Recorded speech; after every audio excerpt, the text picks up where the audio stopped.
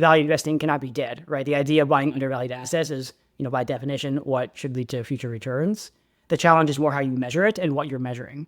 If you're an investor who focuses only on that first half of the equation, right, just the term that is the tangible, and ignore intangible assets, to the extent that intangible assets are priced, that there is some value there, you're going to be systematically short and underweight innovative companies, firms with modern business models. It's not about US versus international. It's about intangible versus tangible.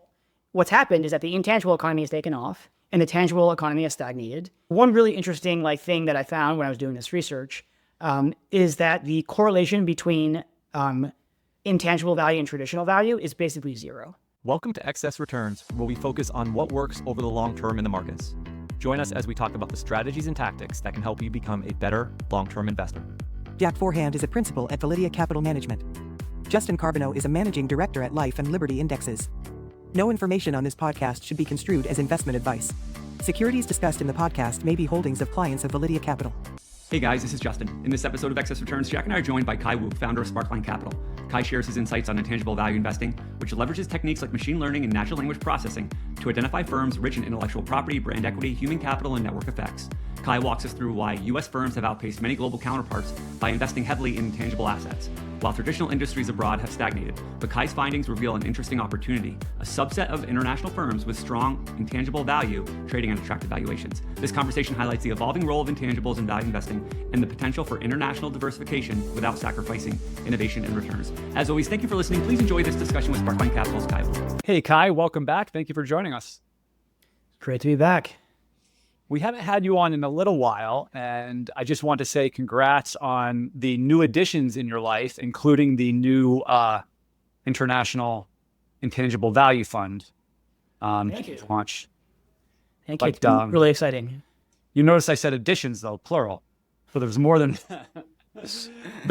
one new development going on for Kai. That's keeping him busy, but maybe we'll save that for another podcast another day. Today, we wanted to have you on, and we've talked to you about this in the past, but given the fact that you launched the International Fund, I think there's some different stuff we can talk about, but talk about intangible assets, their growing importance, and how you go about measuring intangibles with machine learning and natural language processing, and just get at sort of the stuff that you've spent a number of years researching and producing and building portfolios around.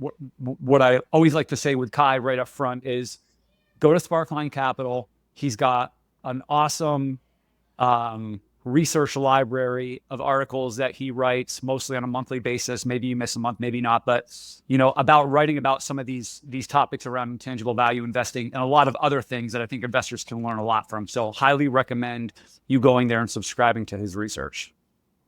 Thanks, Justin.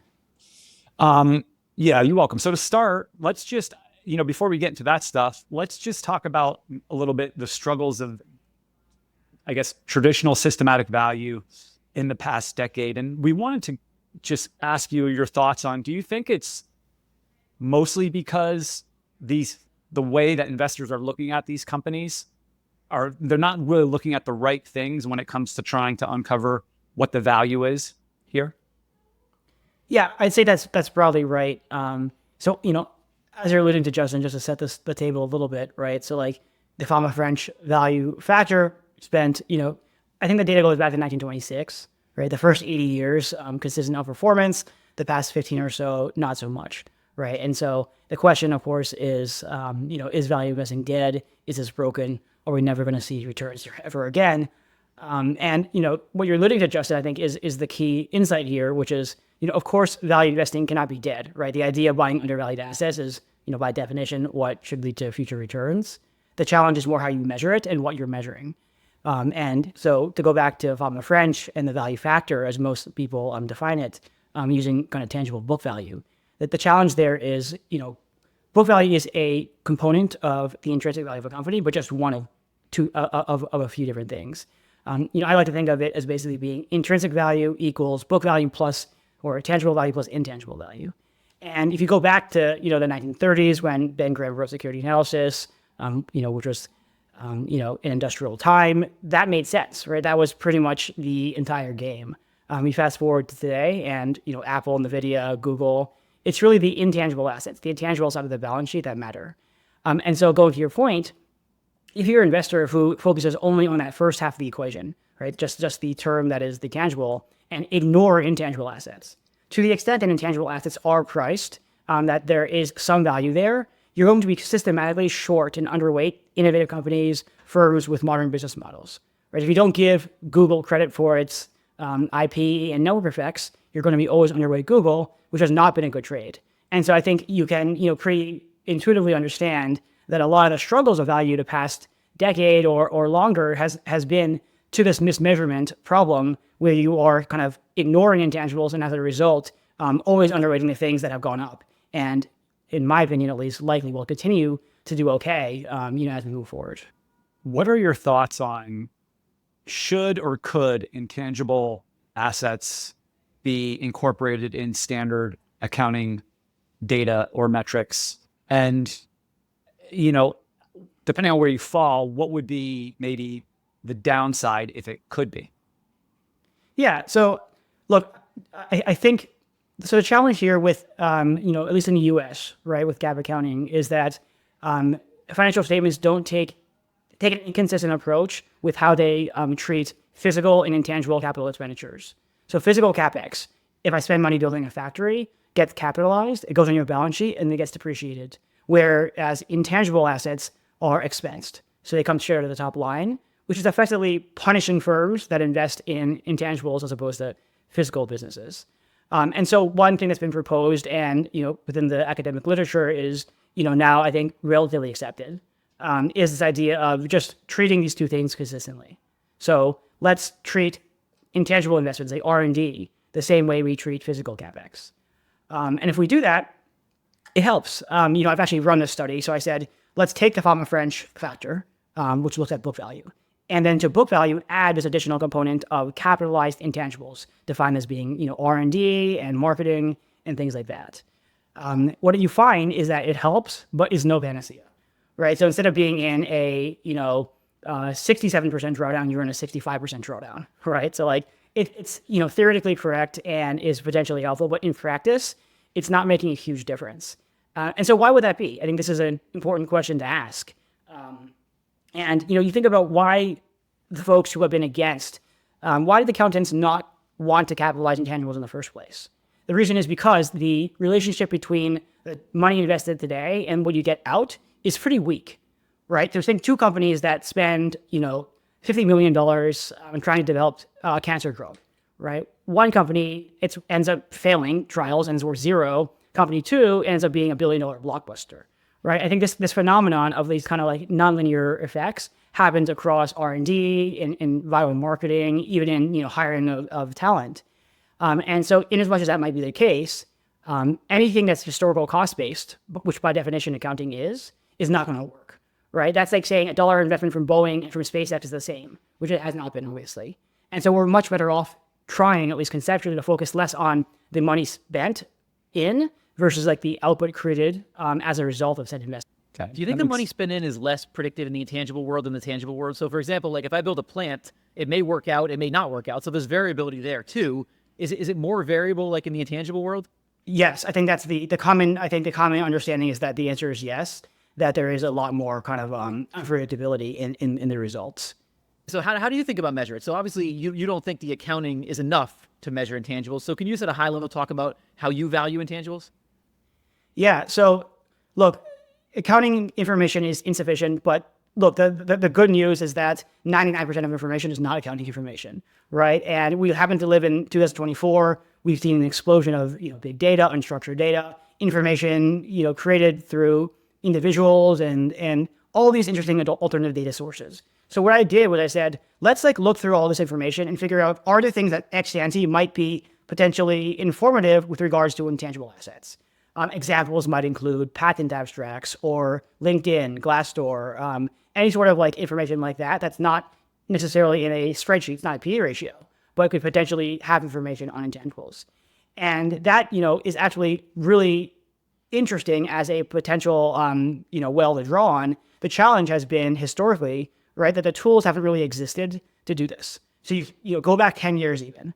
At that point, what are you going to do? Take a patent abstract and throw it through linear regression? That's not going to give you any interesting information. So in order to parse this information and to create factors around it, you need new tools. And we've been very lucky, right, that we've also, obviously been through this kind of renaissance in natural language processing tools, large language models and AI, ChatGPT, which are enabling us to take this information and structure it, right? I can take whereas previously I'd have to take, 1 million patents and read through each abstract one by one, which is not scalable, obviously, to figure out, say, which ones are related to AI. Now I can just throw that through ChatGPT, loop over using the API, and you end up with, a structured score that has been derived now from the unstructured text. And so I think there's a lot of potential in this sort of use case to use this alternative data, this unstructured data, as ways to quantify intangible assets. Yeah, it's funny. I was thinking like all of us are getting all pumped up about like AI and all this stuff recently. I'm like, Kai's been doing this for years. Like you've been doing this for like a long time, when all of us are just getting all excited about it now. Yeah, the funny thing is that we were training large language models like in 2019, right? This is like the BERT model, the original transformer that Google came out with. It was open source, and so we were training it ourselves. Nowadays you would never do that, right? Unless you have a $1 trillion and thousands of GPUs, it doesn't make any sense. And so I think in a way it's become both good and bad for us. On the plus side, we used to talk about doing this stuff, and people would look at us like we're crazy, right? What are you talking about? These AI models, that's crazy. Nowadays, everyone recognizes what it is because they know ChatGPT. But on the other hand, the tools are now more democratized, right? Which is like anyone with an OpenAI account can use their API, and it will be better than what anyone can do in-house, aside from maybe 5 companies in the world. But I'd say in general, it's definitely been positive. Yeah, I would think so, because people now understand what you're doing. Like, probably when you first started doing this, people are like, what is this voodoo magic you're doing here to come up with these intangible values? And now they're like, I totally understand what this is because I see it in front of me. Right, exactly. Yeah. So you have 4 pillars, I believe, when you look at intangible value. Can you talk about what they are? Yeah, so when we first set out to quantify intangible assets, what we wanted was a taxonomy that, in a parsimonious way, explained as many different types of intangibles that are out there. And what we settled upon was a 4-pillar framework. So the first one is intellectual property or innovation. The second one is brand equity. Third is human capital. And then finally, network effects. And the idea is that, through these 4 categories, we can more or less capture the universe of assets that might matter in an intangible sense. I'm just wondering, like, as this technology advances, like, it seems like it's advanced a ton, like, in the past year. Does this allow you to value intangibles better as it advances, or you just been using the techniques before all of us, the rest of us, became aware of them? Yeah, I think it makes, yes.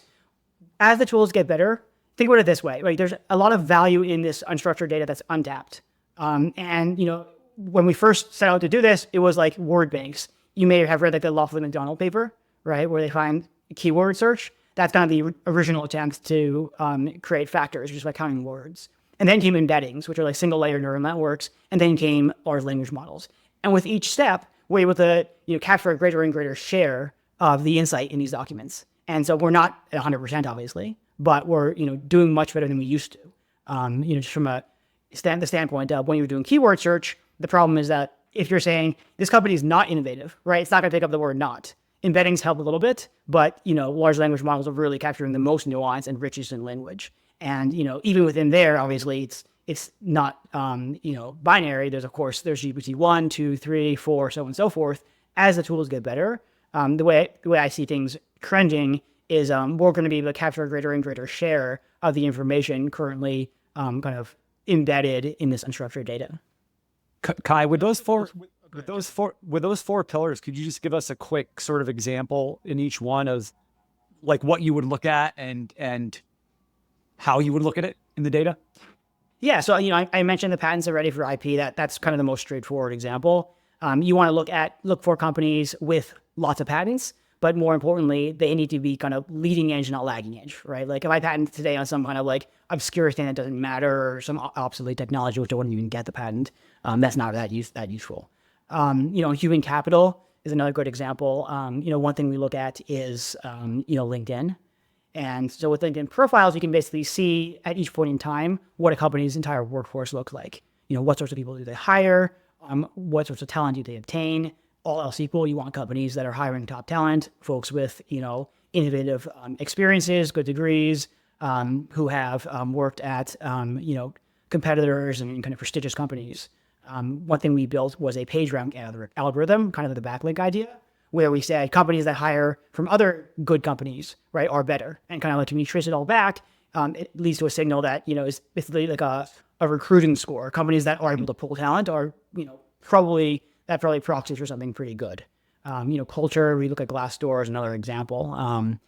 One thing we recently added was trademarks. So the USPTO, the U.S. Patent and Trademark Office, is the organization that with which you file patents, which we've been looking at for a long time.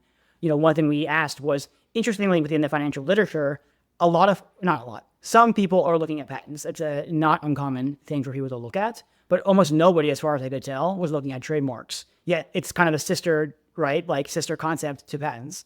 So we went out and actually built out the database by scraping the USPTO website.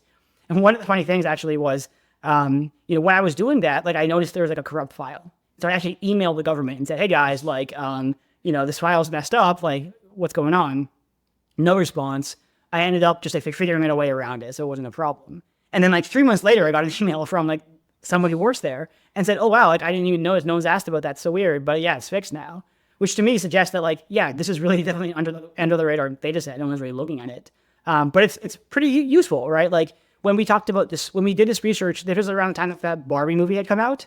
And so, people were talking about Mattel and Barbie, and we said, the IP, this brand concept of Barbie, we can trace its origin from being a doll to all the accessories to the movie to the website, so on and so forth, and kind of see the universe being created around it. And, it turns out that similar to patents, companies that, hold a lot of valuable trademarks, that's an undervalued intangible asset that, folks, that most investors are not truly giving companies with these kind of strong brand capital enough credit, and their stock have continued to outperform subsequently, relative to the market. So once you've gone through the 4 pillars and you've got your values, how do you think about turning that into a value strategy? Yeah, so this is where it gets boring. So I was at GMO for a long time. That was where I started working. They're a pioneer in quant investing from the 70s and 80s. And what I was taught was always, to prioritize transparency and intuition over optimality, right? So you get a more robust signal. And so rather than throw all these signals, so now imagine I have dozens of signals into an optimizer and just let it run. That's not what I'm doing. So instead I'm saying, let's come up with a very simple, transparent way of going from point A to point B. What I do is I create the 4 pillars and I say, take all the signals that are tied to one pillar and then average them within that pillar. So for example, to our AI thing, you can quantify AI by looking at job postings. So which companies are hiring employees or looking to hire employees who are what you would consider AI human capital, folks who, know like CUDA or TensorFlow. You can also look at the patents, which companies are patenting AI, so on and so forth. And those things are going to be correlated. And so what you don't want to do is say, if I have 99 AI signals and 1 brand signal, then I'm just going to equal weight them, right? Because then you end up just this first thing dominates. So instead, what you do to deal with the correlations is to just average them first at the pillar level before you sum. And that kind of takes care of a lot of this while still, and kind of has the added benefit of giving you this intuition where I can say, hey, this company is something we like because of its strong brand, whereas this is something we like more because of its human capital. And so the final score, the composite score, just ends up being kind of the blend of the 4 pillar scores. And so you have, for N companies, you have N scores. So it'd be something similar to what those of us in the value world would think of as a value composite. Exactly. Right. So it would be similar to saying, we're going to kind of blend across EV to EBITDA, price to book, price to earnings, price to sales. You wrote a great paper where you looked at the performance. You sort of tested this in the same way academics would test a factor.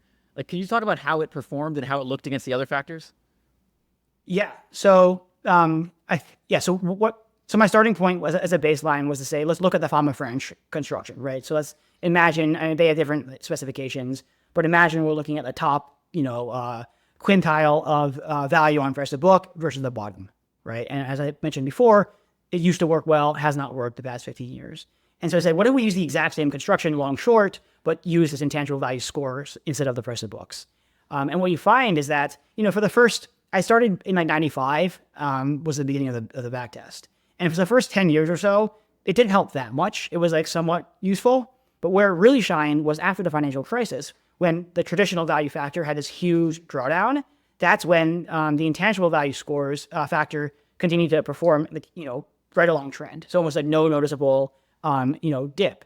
And I think that speaks to the fact that, over time, it has been the case, right? As we kind of started the conversation discussing that the economy has transformed and that the companies that matter today are intangible companies, less industrial companies. And so as that becomes more and more important, the traditional value factor has suffered, whereas this thing has continued to do okay. How far can you get back data on the intangible value factor? So it depends on the data source. I mean, patents go back to 1790. So if you wanted to construct a patent factor, your limiting thing would be the market cap, the numerator, not the denominator, actually. Obviously, LinkedIn and I mentioned Glassdoor, any social media feed, that's going to go back less far. What we've done with the 95 example, we started with 95 because that was when the Capital IQ database kind of picks up coverage. And starting with that, we kind of add data sources as they become available. And so, that's kind of been the approach so far. How do you think about this relative to traditional value? Because I can make two arguments. I can make one argument, this is just a better way to measure it. So this would be a replacement for traditional value. And then the other argument I can make is traditional value has been out of favor forever. It's probably going to come back at some point. Maybe I should blend the two together in some way. Like, how do you think about that? Yeah, I mean, that's been an approach that I've advocated as well. So one really interesting thing that I found when I was doing this research is that the correlation between intangible value and traditional value is basically zero. It fluctuates through time. In the late 90s, early 2000s, they were both positively correlated because they were both underweight, the tech bubble. Then they were negatively correlated. Now they're more like around zero. But again, over the full arc of time, uncorrelated. And it seems maybe a little counterintuitive because in theory, they're doing the same thing. They're both looking for price X, right? They're looking for cheap price intangible to intrinsic value assets. But I think if you think about it more, the difference is this, which is go back to the equation I first started with, which is intrinsic value equals tangible value plus intangible value, right? What is traditional value doing is it's focusing on finding assets that are cheap in the tangible side of the balance sheet, whereas the intangible assets is looking at the intangible side of the balance sheet. And the types of names that come out are very different, right? Traditional value usually gets kind of made fun of because it owns, banks and energy companies, materials, kind of boring old economy names. Intangible value is the opposite. It holds tech companies, consumer, discretionary services businesses. And so there's very little overlap both in the names and the sectors. So it kind of, makes sense that they'd be complementary rather than kind of substitutes in a portfolio context. So on the idea of this being complementary to the other factors, you actually developed like a 6-factor model in one of your papers where you looked at adding this to the other factors. Can you talk about what it did when you looked at it on a multi-factor basis? Yeah, so look, this paper was obviously targeted towards a very specific audience, those of us who are considered factor investors and build multi-factor portfolios. The idea here was, start with a baseline 5-factor portfolio.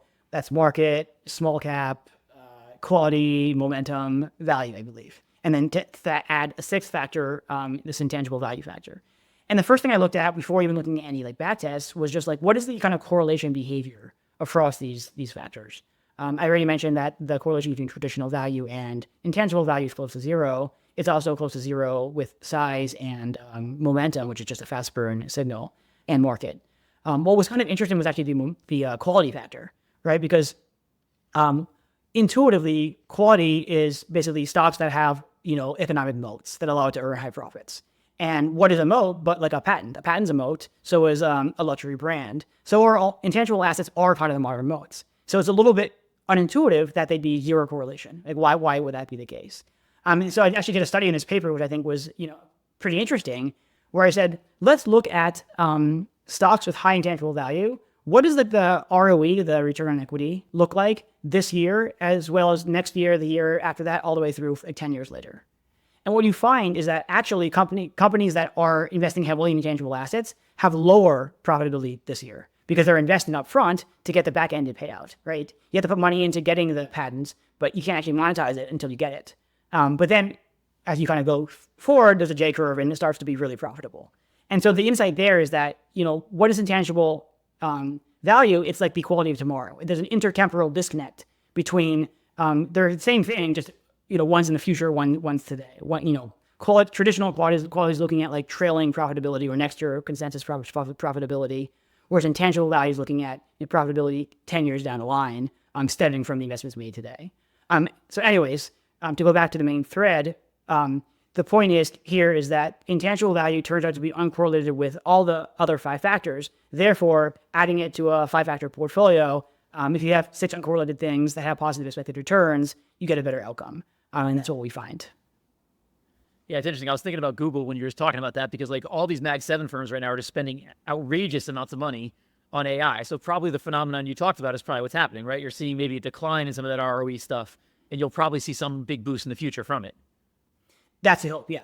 I mean, and that's the history of these firms. Like, take Amazon. Amazon's famous for years and years and years. They never even had positive earnings, right? At least GAAP earnings. But like, we all knew what they were doing, right? They were reinvesting in the business. They were, pricing their services very low to earn consumer goodwill, to build network effects, to eventually lock in the retail market. They were investing in what eventually became AWS, the cloud business, which is, a profit center.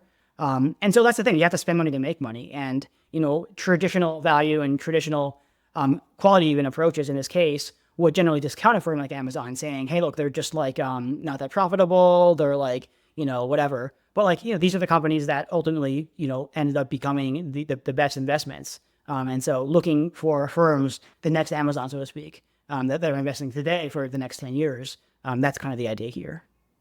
How do you think about turning this into a portfolio? So, a lot of quants might just take their highest scoring X number of stocks, equal weight them, and that becomes the portfolio. How do you differ from that? Yeah, I mean, look, that's a totally viable approach. I think, as a quant, like you want to maintain flexibility as the best way to put together a portfolio. I think I mentioned earlier in the context of the Fama French, you can look at long-short factors. You can look at a long-only portfolio that, over and underweight stocks relative to a market. You could apply, in theory, like sector neutralization and other constraints. My preferred approach, to be honest, is to not do that. I think that, sector definitions are kind of arbitrary, right? Like, Amazon, is it a tech company or is it a retailer? Is Tesla an automaker or is it a software company? And so there's some arbitrariness to these definitions that I think, really constrain you, and you're almost better off looking bottoms up and saying, which companies are attracting the best talent? Which companies are creating the most IP, regardless of sector? And if it happens to point you to technology today, so be it. And if there's a nuclear renaissance or a green revolution, and the biggest companies in the U.S. are energy companies in 10 years, so be it. Like, I think you want to maintain flexibility to do that. And I think especially in a long-only context, that's, the way forward. I think in long-short, if you're highly levered, you want to be, a bit more careful about your risk model. And that's the world I come from, the hedge fund world. But at least, in a long-only context, I think that the kind of unconstrained approach is probably superior. I want to shift to talk about international stocks because you just wrote a really good paper about this. And I want to kind of ask the same question Justin at the beginning, but in a different way. Like Justin asked, is the underperformance of value investing explained by intangibles? I want to ask you, is the same true here in international stocks? Yes. Yeah, basically in this paper, what we did was we said, let's expand what we've done in the US. So keep in mind, like, I wrote this paper you're mentioning, I wrote this year, which is about 3 years after the work I did in the US. And the idea was to start in the US and then ultimately eventually expand and test on a kind of quasi out of sample basis to see how this works abroad. And so I basically replicated the entire model globally to the extent possible. And, so instead of having 3,000 stocks in the US, we have now 9,000 stocks or whatever, in both developed and EM. So basically built out the same factors here. And a lot of the results are the same. But yeah, happy to talk about anything related to the paper. Yeah, so our international stocks in general are much less exposed to technology, right? Like, the weighting is much lower in technology. I mean, is that a big explanation as to why they underperformed, or does it go deeper than that? Yeah, so if you think about underperformance, I think, the first thing I do in this paper is actually probably the most important and has nothing to do with intangible assets, which is I do a decomposition of returns. And so here's a setup, right? Which is over the past 13 or 14 years. So around the same time that value started underperforming in the US, international stocks started lagging the US stocks. And I think the gap is pretty wide. I think it was about 8 percentage points per year, which compounds to obviously a huge difference, right? Effectively, international stocks have been dead money the past decade, whereas US stocks have just dominated. And the question is, what has been the driver of that? Has it been valuation changes, as some value investors might argue, or has it been fundamentals, right? Because in theory, if, U.S. stocks outperform international stocks by 8% per year in terms of earnings growth, then there's nothing to talk about here. They just grew better. So the answer is somewhere in between, where it turns out that about 5% or 5.5%, I think, was the gap between international and U.S. Annual EPS growth in U.S. dollar terms. In absolute numbers, U.S. stocks grew about 5.5% per year, which is pretty good. And emerging market international stocks had negative 10 basis points. Real earnings growth per share in U.S. dollar terms. So in other words, they were stagnant for the past decade. And that explains like 2/3 or so of the 8 percentage point gap. The other 2.5 points difference comes from changes in valuation ratios, where the international world basically had a flat PE ratio over this period, whereas U.S. stocks had a expansion of a PE ratio. So they did enjoy some multiple re-rating. Now, the way I interpret this is as follows, which is international stocks have underperformed U.S. stocks in terms of growth. And as a result, investors are extrapolating out the stagnation of international stocks into the future, right or wrong, which is why the multiples have not expanded the same way they have in the U.S. So I think it's kind of that's the causal mechanism, I believe, behind what's happened. But it's definitely been, a double whammy, right? Where you get worse growth internationally, and then you get this kicker, which is the expectation of future worse growth. I guess sorry, I was going to say, I think to tie this back into the intangible thread, right? So we don't go off kilter here, right? So the big question then becomes, if you believe what I just said, is that growth is what matters, right? Where can we get growth within the EM space, and why is it that that international stocks have undergrown U.S. stocks? I did this work here, and it ties to the point I just made earlier, right? Which is that it turns out that companies that invest in intangible assets have more growth in the future, right? This is the point I just made with regards to quality. And that's a pretty robust empirical finding. And it makes sense because, intangible investment is the driver of growth today. That's just the fact.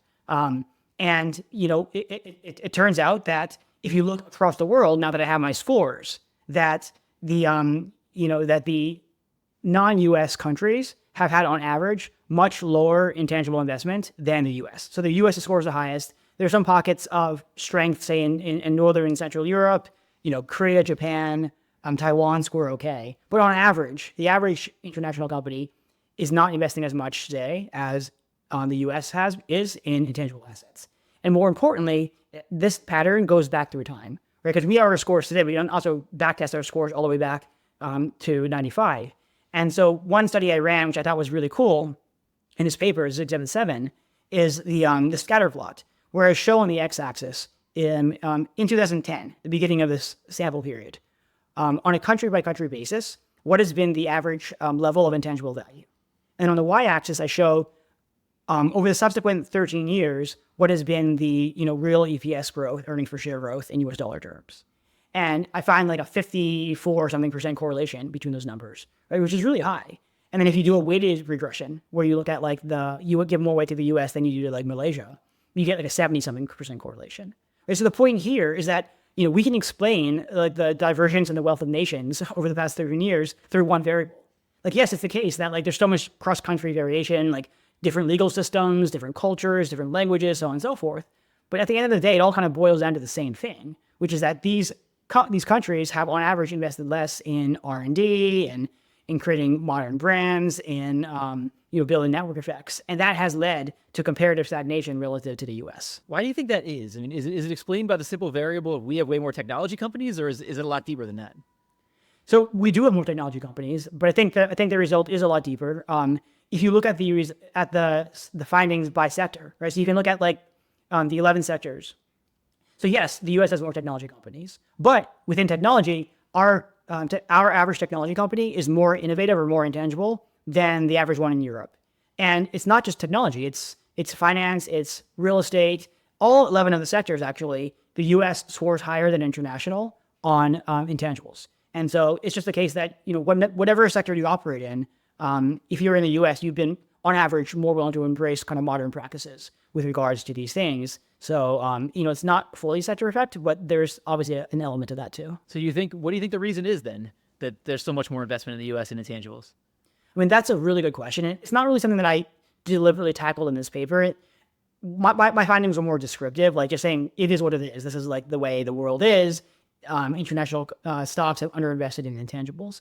But, if I was just to kind of like venture a couple guesses, like I'd say that, without getting too political, capitalism, I think, the U.S. is much more supportive of entrepreneurs and risk-taking and, in that way, innovation, right? Like, notwithstanding what Elon's doing with Doge, right? Like, the U.S. on a comparative basis is still a lot more free and, has fewer regulations than, say, Europe. Or you look at what they're doing with the AI, like they're basically not letting it happen, which is, shooting yourself in the foot there. And I think, another point that's kind of interesting too is like, political systems is like, Justin, you're going to appreciate this. Like I was talking with Perth Toll, our friend, about this a little while ago, looking at the overlap between freedom scores and intangible value. And the correlation is pretty high. It's like 45% or something at the country level.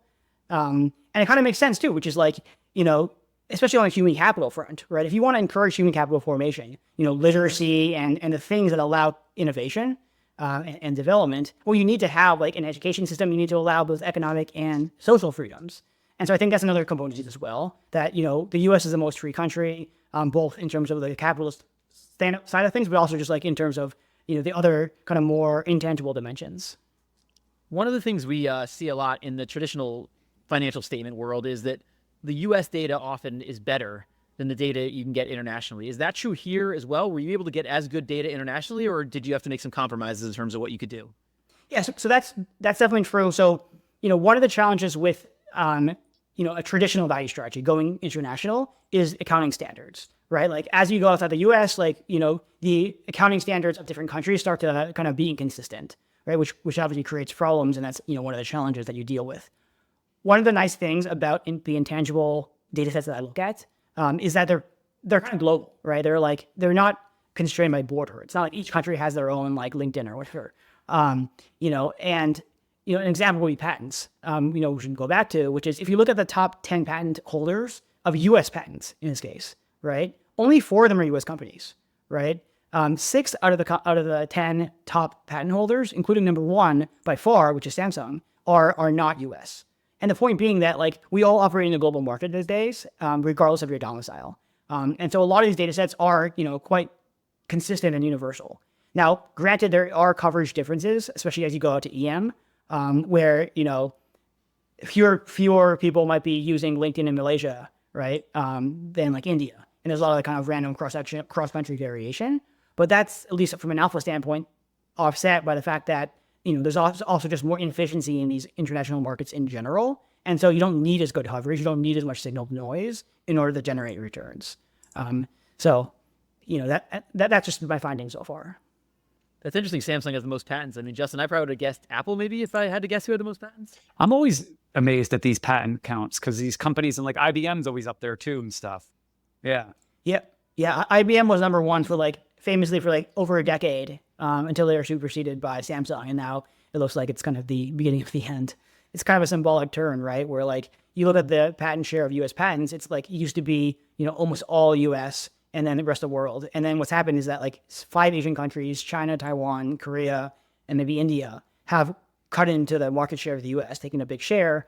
The rest of the world, Europe, etc., has been flat. And the U.S. is kind of ceded to the Chinas and Taiwans of the world.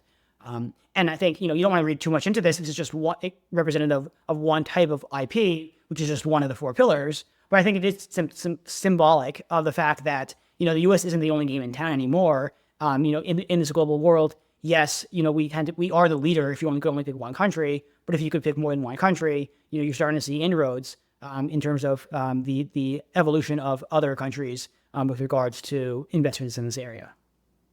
Yeah, and I would guess like firms that make physical devices probably need more patents. So just thinking about Samsung having the most, that's probably part of this too. Yes, it's easier to patent that than like, more kind of, software type stuff. Yeah. So going off our tangent, which we always get on this podcast, and going back to intangible value, just one more for me before I hand it back to Justin. You actually have a great chart, which we'll put in the podcast, about this underperformance of international stocks. And you looked at a factor where you just invested in the highest intangible companies and what that did relative to the underperformance of international stocks. So could you talk about that? Yeah. So I think I mentioned that, the setup of this paper was showing that on a, real over inflation basis, international index had only delivered 2.5 percentage points per year versus like 10% for the US. So there was a 7.5 point gap. So it turns out that if you don't just buy the median international stock, but take advantage of the fact that there's massive dispersion, right? And just buy the subset of international stocks that are high intangibles, the Samsungs of the world, the LVMHs, the Novo Nordisks. And it turns out that the portfolio you build would have actually outperformed the index significantly by I think about 4.5 percentage points per year, taking you to almost 8 percentage points per year. And then if you adjust for the currency effect, right, which is that the US dollar is appreciated on a relative basis over this period, you end up with returns that are basically the same as what the US index has delivered since 2010. And I think this is kind of an interesting finding because, everyone talks about how, Europe and international stocks have underperformed because they're just worse. International stocks are bad, US stocks are good. But like, it's not about US versus international. It's about intangible versus tangible. What's happened is that the intangible economy has taken off and the tangible economy has stagnated. And, the international countries have, for whatever reason, we've discussed a few of them, decided to, have this focus on the kind of more legacy industries. And as a result, they've kind of hitched their wagon to the wrong horse, missed the growth of the intangible economy. But it's merely an artifact of that mix, less specific to the countries themselves, right? Because as we just showed, the companies within the international index that are highly intangible have done just fine. It's funny, like this is the variable that explains everything, by the way. Like that's the way you almost look at it. Like value's underperformed, adjust for intangibles, it doesn't underperform anymore. Like international's underperformed, adjust for intangibles, it doesn't underperform anymore. So I mean, this is a huge part of the answer to a lot of these questions we've been asking, I think. I think small caps as well in the US.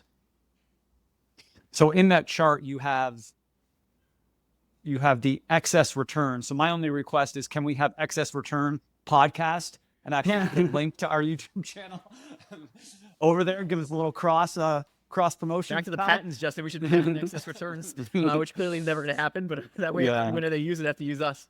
Well, maybe we were somehow in the back of Kai's mind when he put that excess return line in there. I don't know. What is the contributing factor to that outperformance? Is it stock selection? Is it industry variation? I mean, what did you get in paper? Yeah, so I think we talked a little bit about industries earlier, and my answer was it's part, but not the full explanation. I think the answer is here the same as well. So what you can do is you can decompose the returns of the excess returns of the portfolio into two different components. That derived from sector selection, right? And that derived from stock selection, in other words, the residual, right? If you look at the sector composition of the portfolio, it tends to be, as you might expect, undoing a lot of the biases of the international index as opposed to the US. So whereas the international stocks tend to be a lot of banks and industrials and a few tech companies, the intangible portfolio tends to be more tech, more healthcare, a lot less banks. And so that bias, obviously with hindsight, we know was a contributor to returns. But it turns out it's not that big of a contributor. It ends up being about 1/3 of the returns, whereas 2/3 still come from stock selection. So in other words, picking the best banks within the banking sector or picking the best technology companies within the technology sector. And I think the other point to mention in this is that, obviously the word hindsight is kind of the operative word. It's doing a lot of heavy lifting here, which is if you said back in like 2007, right, and you're saying, hey, what sector should I buy? I mean, financials had just done really well. And so you're sitting there, maybe you don't really know. And, obviously you could try to form some kind of projection based on macro forecasting. But, I think another way of doing it, and in my opinion, a better way of doing it, is just to go organically bottoms up and say which companies are acquiring the best talent, right? Getting the most, trademarks, etc. And that's where the innovation is. And just buy those companies. And from that emerges bottoms up again, like a sector allocation. And it just so happens that they might be more tech companies, might be more pharma companies and fewer banks. But that was the right answer. And so you got to the right answer without having to kind of force anything top down. What about the country composition? I mean, you mentioned that you talked to Perth and sort of freer countries, and we'll talk about emerging markets in a minute, but what did you find with intangible value international versus like your standard international benchmark? Yeah, so I think that the overweights on a country level were to Germany, France, Japan, I think Taiwan, and the underweights were to like China, Australia, Canada, Saudi, Brazil. And that kind of maps to what you think would kind of intuitively understand is the point of intangible value. So on the underweight side, it's pretty obvious. Australia and Canada are big commodity exporters. That's more asset-heavy, tangible businesses that are not considered attractive here. On the overweight side, Germany is, despite its problems, a leader in kind of industrial manufacturing. I'd say France, a lot of the companies are more on kind of the brand equity side. Japan, Taiwan, South Korea, leaders in kind of semiconductors and precision manufacturing as well, which require a little IP. So I think that kind of maps to intuition here. And how would you, so that was on developed international, and then you basically applied the same, we can take the same discussion and like have it over emerging markets. What were the takeaways there?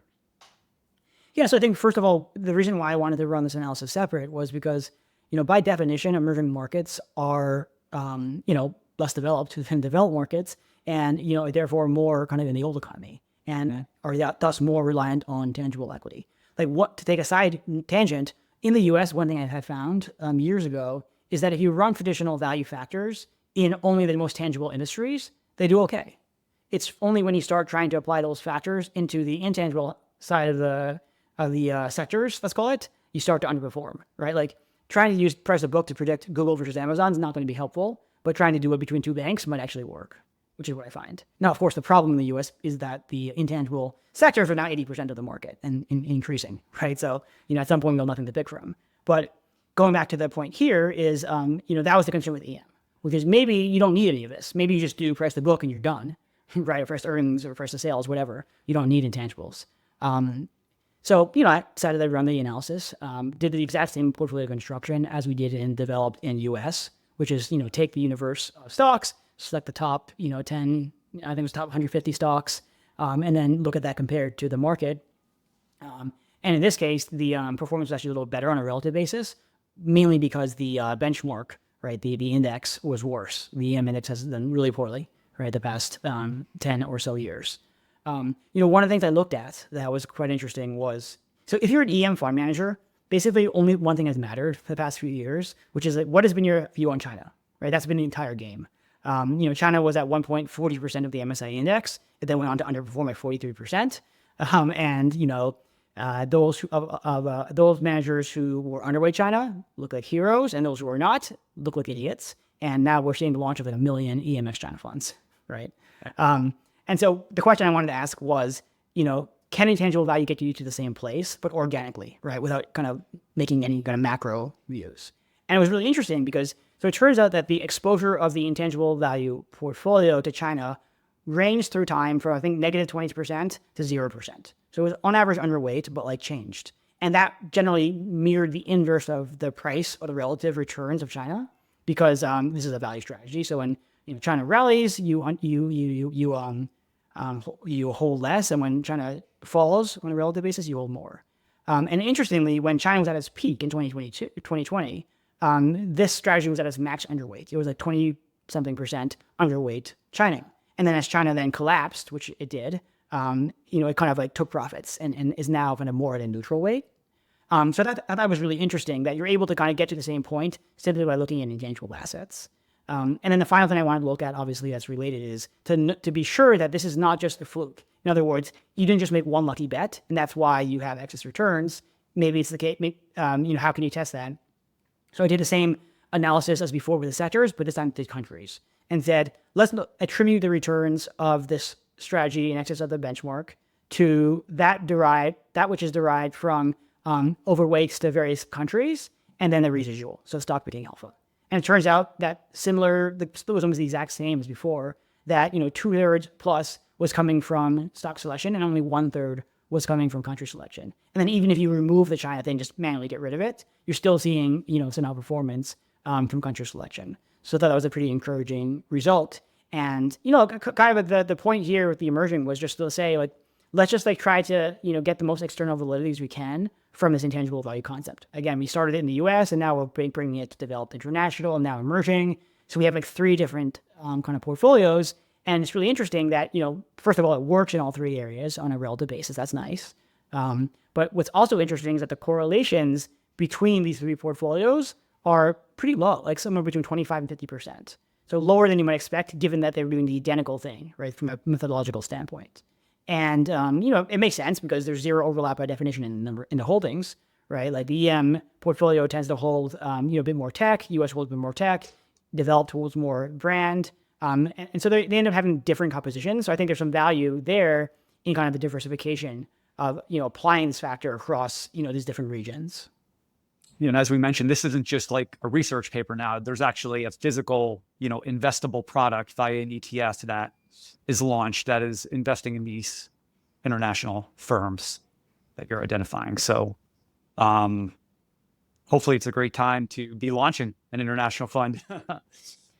Yeah, I mean, look, I think it is. I mean, we all know that the bull case for international stocks that, U.S. has outperformed. It's, due to the, an increasingly concentrated index. 35% now of the index in the S&P is behind 7 stocks. These stocks are more and more inflated in their valuations, and therefore we're looking for ways to diversify, either within the U.S., but even better, just outside the U.S. And, non-U.S. stocks traded at a 50% discount on Shiller PE to U.S. stocks. Obviously, the average international stock, as I've said, is less, focused on innovation and intangible investment, and thus we expect to grow less fast. But again, you just subset the stocks that are, still high in intangibles, and you end up with a portfolio that, at least in theory, we hope, has the similar intangible exposure as the U.S. stocks, yet trades at this kind of baby with a bathwater type thing at this, pretty significant discount on kind of traditional PE metrics. So, if all goes well, you're getting the best of both worlds scenario. What do you think of the idea of using, and we know a few guys that are doing this, like using these LLMs to actually, you give it the prompt about the type of investor that it's seeking to model or replicate. It's basically scouring the internet and all the financial data to then build a portfolio that has the characteristics that the system has been given about what types of stocks to look for that could contribute to market outperformance. Do you have any thoughts on like using the technology in that way? Or is that like too much of just one big a back test and you're kind of just data mining the data mining? I don't know. What are your thoughts? Yeah, so I think there's 2 questions in there. I think the first one is, would you consider like a strategy about uses large language models or AI to look for stocks that have like so looking for things that have historically done well, have back tested well. So say, I want to find me all the things that like have historically had higher returns in the future, right? I'm pretty skeptical of that approach. I think there's a few problems with it, namely around like, we as quants, we like to think that we live in a big data environment. We don't, right? You think about it this way, which is, there are 3,000 US stocks, 30 years of data, so that's 90,000 data points. Llama was trained on 3 trillion tokens, right? So like, that's so much less data. And not only that, but the data is more noisy, right? So like, if you get a 51% hit rate, you're a pretty good investor. So that effectively dilutes the informational content of each data point. And then the final thing, I think the most important thing, is the non-stationarity, that, markets are evolving through time. Things change, we enter new regimes. And anomalies that may have worked in the past, they get arbitraged away. And so anything that attempts to fit on historical data patterns, to say, use this like really fancy model to try to predict, which stocks have been correlated with the highest returns, and then use that to predict the future. Those things that tend to, I think, be a little bit overfitted or a lot overfitted. I'd be concerned about an approach that way. That being said, the other part of your question was pretty interesting, which was like, if you want to say, so you can ask ChatGPT and say, hey, here are a bunch of papers I've written. Now, write in the style of Kai Wu this thing. Right? Write a paper in the style of Kai, or like similar to what Midjourney does, or the new video models. Right? Create an animation or a image in the style of Van Gogh. Right? You can do that. That's like called style transfer. So to do style transfer on the investment standpoint might make sense, right? Because you're not now trying to overfit on historical market data, which is not meaningful, but you're instead trying to say, let's extrapolate from Warren Buffett's 100 or so letters or whatever he has, a style, and try to use that moving forward. So I actually started running a paper on this called like the Super Investors, and like had like a cover that was like the Avengers, right? Take all the best investors and like encapsulate them in an LLM. It didn't really go anywhere because the limitation is context windows, right? So like at least when I was writing this paper, which is a little while ago, you couldn't fit all Buffett's letters into a single context window. And so you would need to fine tune on this sort of data, which would be, expensive and time consuming. So I kind of didn't really go anywhere with it. But, I think that there's, at least from a kind of like theoretical standpoint, I think that avenue has more promise, right? Like, one common thing in like the pod shop world, right, is this idea of like alpha capture, where you take like your best PMs, like trades and their investment memos, and you basically try to like replicate them and scale them up in the center book, right? So this is kind of the same idea as that, but saying, all right, like let's do this, but we'll use LLMs this time to kind of, capture the alpha of these managers. So again, it presupposes being able to identify ex ante who the managers are, which is, itself a challenge, but in theory, I think it could be a viable approach. If you resurrect that super investors paper, can we get first dibs on you coming on the podcast? Okay. Yeah. Nice. I've also wondered, are they biased like towards larger companies? So for instance, you would never actually do this in the real world, but if you ever say to ChatGPT, give me the 10 best stocks to buy now, it always seems like they have more information. So it always gives you like a bunch of large cap stocks back. And I don't know enough about how they work to say if that's true, but I do wonder if like it would ever give you any small cap stocks, or if it's always going to give you the companies it has the most information on. You could probably ask it to give you only small cap stocks. Or if you train it only on like only on the letters of like a micro cap investor, maybe you'd only get small cap stocks. But yeah, by default, it's not going to do that. Right. Because all these LLMs are doing is they're just like next port prediction. They're just looking at like frequencies and probabilities. And it turns out to be the case that a lot more people talk about Tesla and NVIDIA than they do about, some small cap. And as a result, they're trying to give you what you want. And so if you don't tell it specifically what you want, otherwise, it's going to assume what you want is to hear more about NVIDIA. All right. Standard closing question for you. Sorry, it's such a hard pivot, but we like to ask our guests one standard closing question. This is a new one for you. So what is something you believe about investing that most of your peers would disagree with you on? Yeah, so we can kind of continue on this AI theme, because why not? A lot of folks are pretty concerned about AI taking our jobs, not just in finance, but, listen, our industry, portfolio managers, financial analysts. So I actually wrote a paper on this. I actually wrote a few papers on this topic, of how will AI LLMs impact our industry and our jobs, right? And I think, the first thing to note is what I just told you guys, just now, which is that, I think that trying to use large language models to replace the kind of capital allocation component of investing. So in other words, hey, here's factors, you have 1,000 factors, find the best ones based on historical correlation with returns is a non-starter. I think that's actually not the way to do it. And I've written, papers on this, on why not. I think that the killer use case of AI, and this was the 2020 paper I wrote on where I said, you don't want to do the first thing, but what you do want to do is to use large language models as a way of structuring unstructured data. I specifically called out this technology and said that this is the killer use case. And I think, over the past 5 or so years since that paper came out, it's basically become like common knowledge, right? Most people will agree that what large language models are good at doing is, working with unstructured data. So now to take this to my point is, in my last paper on AI financial analysts, one thing I did was I said, let's look at the job of a financial analyst or PM. And you can decompose it into, say, 20 or 30 different tasks. These are individual things like, creating PowerPoints or mapping Q6 or whatever, right? It turns out that you can then ask the LLM or figure out which of these individual tasks are better accomplished using a large language model and which are better accomplished using a human. And the results are intuitive, right? Talking to clients, building your business, that's human. Using creativity to come up with new investment strategies, that's human. Creating PowerPoints, that's better by machines, right? Proofreading, right? And so it turns out that about half of the tasks of an analyst today are better with large language models and half are with humans.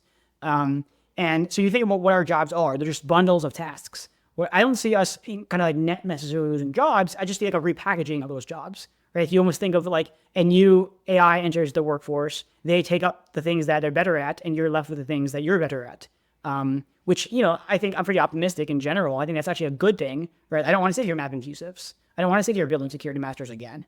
I don't want to sit here proofreading a PowerPoint. I want to sit here like exercising high level thought and utilizing empathy and social skills to talk with other humans. So I think in many ways it's a positive development. And you think about the history of like the labor markets. over the past 200 years, there's been massive technological change. We went from being 90% agrarian to 2% now. And despite that, the employment rate has basically been the same, right? Like there's all these new jobs that have been created because of technology, pilots, right? Flight attendants, prompt engineers. And throughout this period, right, we've seen just a massive increase in the wealth of society. So I think yes, the jobs will be different moving forward, but we'll all be probably better off for AI. And, at least for those of us who are, thoughtful about comparative advantage, thoughtful about exercising, development and training our ability in areas that AIs are less competitive. I think, we're actually, going to have a better time, doing kind of more meaningful work than in the past. Good stuff. Thank you very much, Kai. These are great conversations. So please come on again soon.